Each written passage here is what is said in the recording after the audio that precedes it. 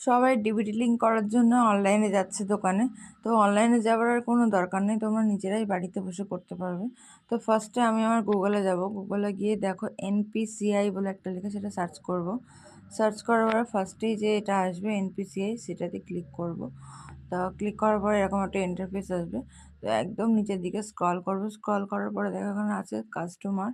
তো কাস্টমারে ক্লিক করব, ক্লিক করার পরে এর মধ্যে যে লেখাগুলো আছে তার মধ্যে ক্লিক করব আধার সিডিং স্ট্যাটাস।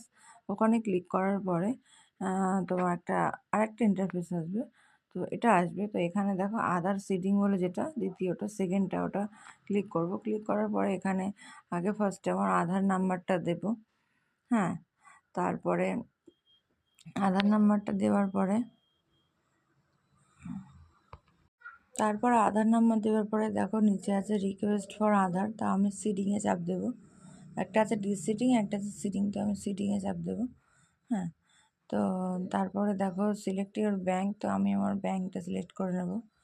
এখানে দেখো অনেক ব্যাংকের দেওয়া আছে, তো আমি আমার ব্যাঙ্কটাকে খুঁজে, তো আমার হচ্ছে স্টেট ব্যাঙ্ক অফ ইন্ডিয়া। তো সেখানে ক্লিক করব।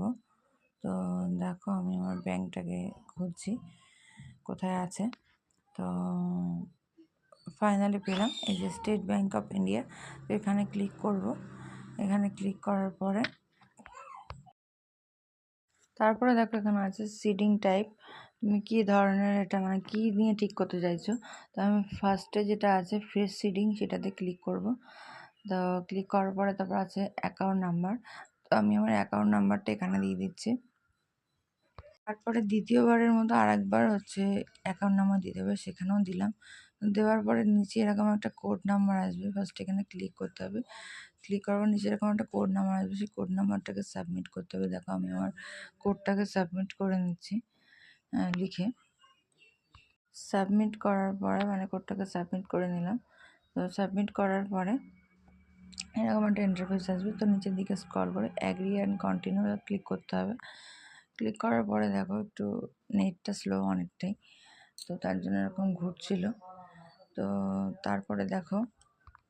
তারপরে একটা 6টা ডিজিটের ওটিপি আসবে, তো সেটাই আমি এখানে লিখবো। তো ফার্স্ট 6টা ডিজিট ওটিপিটা লিখে নিলাম।